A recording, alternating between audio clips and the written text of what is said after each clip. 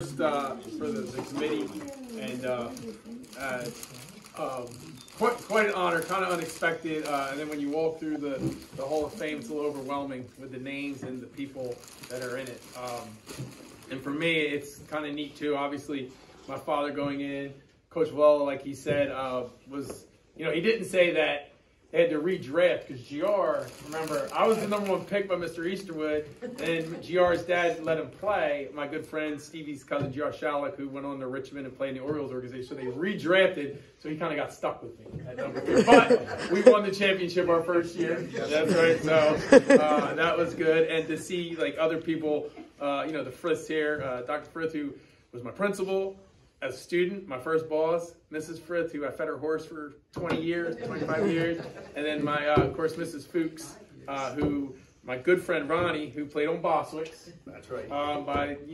Coached by his dad, who obviously isn't here because he decided to move to California, right? But anyway, going back to this, I'll be quick.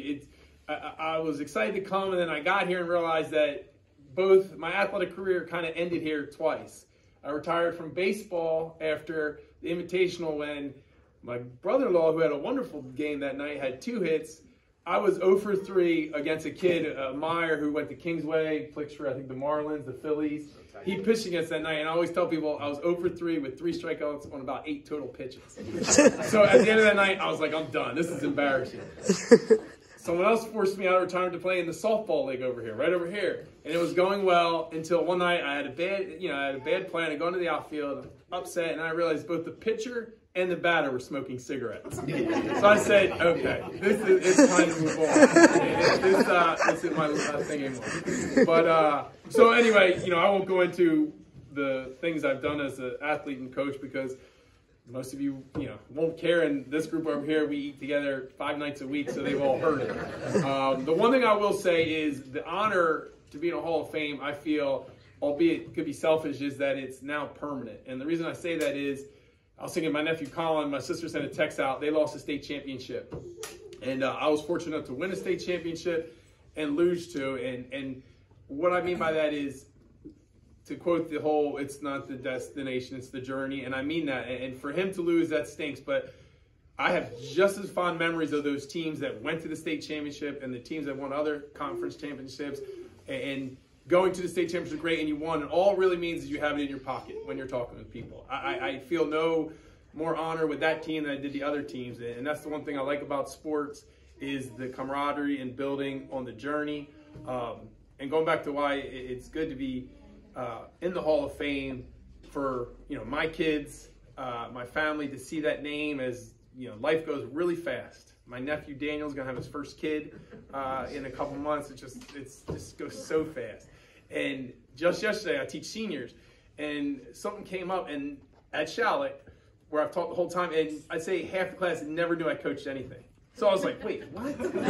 So I had a little extra time in my lesson, Dr. Frith. I wasn't going bell to bell. So thank God for YouTube. We're watching the state championship.